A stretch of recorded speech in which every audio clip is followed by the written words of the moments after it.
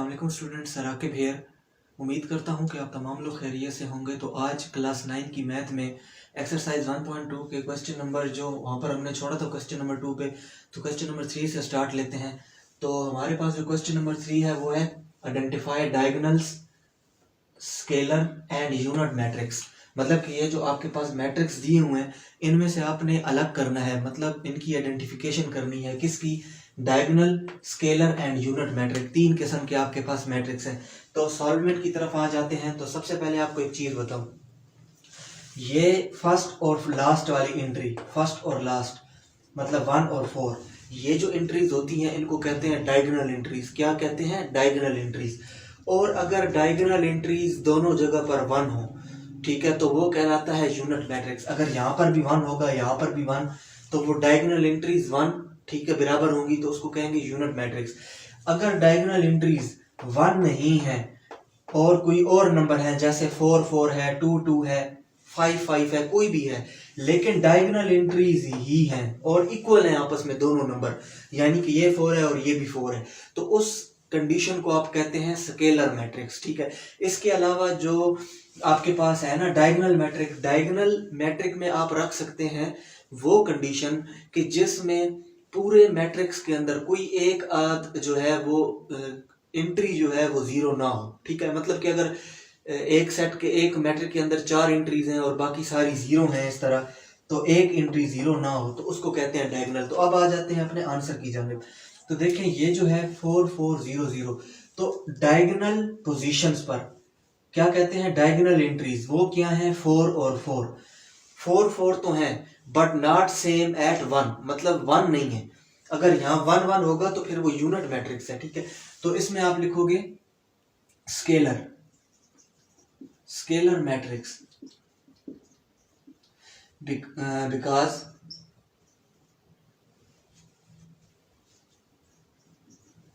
all the diagonal entries are same। देखें diagonal entry same तो है, 4 और 4 सेम है डायगोनल एंट्रीज, लेकिन 1 नहीं है, तो इसलिए इसको कहते हैं स्केलर। अब आ जाते हैं बी पर। तो मैंने आपको बताया था कि अब ये स्केलर तो नहीं हो सकता, क्योंकि स्केलर में क्या है, दोनों इक्वल होने चाहिए, और यूनिट भी नहीं हो सकता क्योंकि यूनिट में इन दोनों जगह दोनों डायगोनल पोजीशन पर 1 1 होता है। तो इसका मतलब पीछे सिर्फ डायगोनल रह गया। तो ये जो है ये कंडीशन आपकी डायगोनल में आती है, और डायगोनल होते ही है कि मैट्रिक्स के अंदर सेम नंबर जो है वो ना आए, डायगोनल एंट्री सेम ना हो, मतलब ये एंट्री और ये एंट्री सेम ना हो, तो उसको कहते हैं diagonal matrix.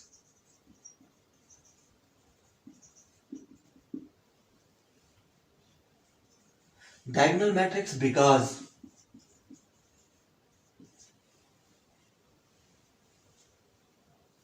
at least one entry is not zero। देखें अब क्या होता है कि एटलीस्ट ये है कि इसमें सारे जीरो नहीं है। ठीक है, वैसे तो मतलब ये भी जीरो है, ये भी जीरो है, लेकिन ये दोनों जीरो नहीं है। तो इसकी कंडीशन ये होती है कि मैट्रिक में अगर एक भी एंट्री आपके पास बचती है तो वो डायगोनल मैट्रिक्स कहलाता है। उसके बाद इस कंडीशन पे आ जाए सी पे। तो सी जो है मैंने आपको पहले बताया कि अगर डायगोनल पोजीशंस पर 1 1 होगा तो उसको आप कहते हैं unit matrix. Unit matrix because all the diagonal entries are equal to 1। ठीक हो गया, मतलब कि जो डायगोनल एंट्रीज हैं वो 1 के बराबर हैं। अब हम आ जाते हैं कंडीशन नंबर डी पर। तो एटलीस्ट इस मैट्रिक के अंदर एक नंबर ऐसा है जो जीरो नहीं है, तो वो मैंने आपको पहले बताया कि diagonal entries, diagonal matrix because at least one entry is not zero. तो अगर किसी मैट्रिक में एक एंट्री जीरो ना हो, बाकी सारे जीरो हो, ठीक है, तो उसको आप क्या कहते हैं? Diagonal, diagonal matrix. आगे आप इसी को ऐड कर लें, because one entry is not zero.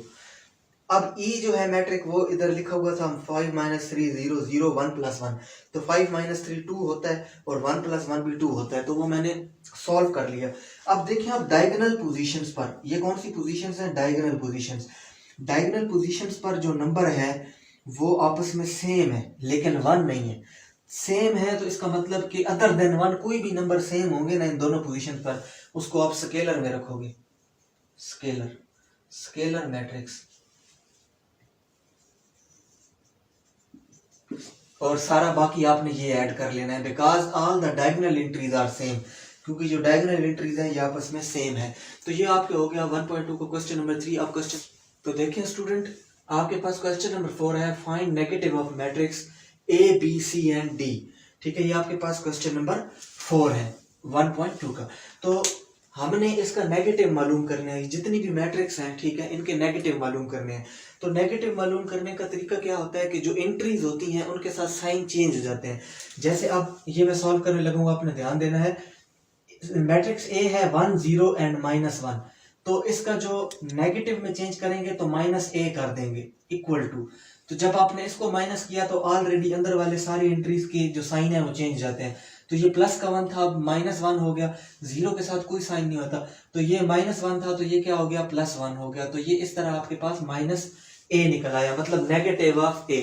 अब नेगेटिव ऑफ b आप खुद निकाल सकते हैं, इजी है। तो क्या होगा नेगेटिव ऑफ b, तो ये आप साथ साथ मेरे करते रहें। ये था प्लस का 3, अब क्या हो जाएगा -3। ये था माइनस का 1, अब क्या हो जाएगा प्लस का 1। ये प्लस का 2 था, अब क्या हो जाएगा -2। और ये प्लस का 1 था, अभी क्या हो जाएगा -1। मतलब जो साइन है वो चेंज कर लेने हैं, जो इधर प्लस के उधर माइनस के हो जाएंगे। अब जो सी है इसको नेगेटिव करेंगे तो ये नेगेटिव सी इक्वल टू, तो ये प्लस का 2 था ये -2 हो जाएगा, ये प्लस का 6 था ये -6 हो जाएगा, ये प्लस का 3 था ये -3 हो जाएगा, और ये प्लस का 2 था ये -2 हो जाएगा। इसी तरह से नेक्स्ट आप आ जाए तो अभी तो आप खुद भी कर सकते हैं, ये बहुत इजी है। अब इसको -d करें, और ये -3 था, अब क्या हो जाएगा +3। ये +2 था, अब क्या हो जाएगा -2। ये -4 था, अब क्या हो जाएगा +4। और ये 5 था, अब क्या हो जाएगा -5। सिंपली यही आपने करना है, ठीक है। तो नेक्स्ट जो है वो -e, तो आप क्या करते हो इसमें कि उसी तरह आपने साइन को चेंज करना है। ये +1 था, अब क्या हो जाएगा -1। ये -5 था, अब क्या हो जाएगा +5। ये +2 था, अब क्या हो जाएगा -2। और ये +3 था, अब क्या हो जाएगा -3। तो इस तरह हम मैट्रिक्स के नेगेटिव निकालते हैं, ठीक है। आपको अगर कोई भी मैट्रिक्स दिया जाए, ठीक है, और उसमें लिखा जाए क्वेश्चन के तौर पर कि इसका नेगेटिव मालूम करें, तो आपने क्या करना है, नेगेटिव में सिंपली इनके साइन चेंज कर देते हैं। अलबत्ता एक जो स्टूडेंट गलती करते हैं वो ये करते हैं कि जब वहां पर a है तो यहाँ पर -a होगा, जब वहां पर b है तो यहाँ पर -b, क्योंकि अभी आप नेगेटिव मालूम कर रहे हो तो नेगेटिव का मतलब माइनस, तो इस a b c इनके साथ भी माइनस लगाना है, ठीक है, और साथ में इनके साइन चेंज कर लेने हैं। तो ये था हमारा जो है क्वेश्चन नंबर 4। अभी आते हैं क्वेश्चन नंबर 5 की जानिब। तो स्टूडेंट देखिए हमारे पास नेक्स्ट जो क्वेश्चन है वो है question number 5, find the transpose of following matrix. अच्छा, ट्रांसपोज एक ऐसा वर्ड है जिसके बारे में आपको बताऊं कि इसमें क्या होता है कि जो रोज होती हैं वो कॉलम में चेंज हो जाती हैं, और जो कॉलम्स होते हैं वो रोज में चेंज हो जाते हैं। मिसाल के तौर पे अब ये एक कॉलम है तो इसको हमने रो बना दिया, ये एक रो है तो इसको हमने, मतलब ये एक रो है इसको हमने कॉलम बना दिया। तो सेम यही जो है ना आपने इसमें क्वेश्चन में करना है, ठीक है। बीच में जो एंट्रीज हैं उनको भी इसी तरह आपने चेंज करना है। तो ये है अब ए मैट्रिक्स बराबर है 0 1 और -2। तो आपके पास देखें ये एक कॉलम है, ठीक है, ये क्या है कॉलम। तो अब जब हम इसका मैट्रिक्स का ट्रांसपोज निकालते हैं ए का, तो क्या करेंगे ए टी, ये छोटा सा टी लिखना है आपने, इसको कहते हैं transpose, A transpose equal to. तो अब हम क्या करेंगे, देखें जो हमारे पास ये कॉलम था अब हमने इसको रो में चेंज कर दिया, 0 1 और -2, तो ये देखें एक रो बन गई, ठीक है। इस तरह हमने इसको सबको चेंज करना है, जो कॉलम में है उनको रो में चेंज करना है, जो रो में है उनको कॉलम में। तो अब ये एक रो है तो b का ट्रांसपोज क्या आएगा, तो इसको हम कॉलम बना देंगे, मतलब 5 सबसे ऊपर, फिर 1 नीचे, और फिर -6 उससे नीचे। तो ये जो है एक मैट्रिक्स क्या हो गया, कॉलम बन गया। रो, कॉलम से रो बनानी है, रो से कॉलम बनानी है, और जहां पर डबल या ट्रिपल की बात आती है वहां पर फिर अलग अलग आप जो है कॉलम और या रोज को लोगे। अब सी है तो सी का ट्रांसपोज आपने देखना है। अब ये फर्स्ट रो थी तो इसको फर्स्ट कॉलम बना दो, ठीक हो गया। अब ये सेकंड रो थी, ठीक है, तो इसको आपने क्या करना है, सेकंड कॉलम बना देना है 2 - 1। और ये थर्ड रो थी, तो इसको क्या करना है, थर्ड कॉलम बना देना है 3 और 0। तो ये आपके पास जो है वो मैट्रिक्स कंप्लीट होता है। मतलब कैसे, देखिए अभी ये आपके पास था ना, ये था जी आपके पास फर्स्ट रो, अब ये फर्स्ट कॉलम बन गया। ये थी सेकंड रो, ये सेकंड कॉलम बन गया। ये थी थर्ड रो और ये थर्ड कॉलम बन गया।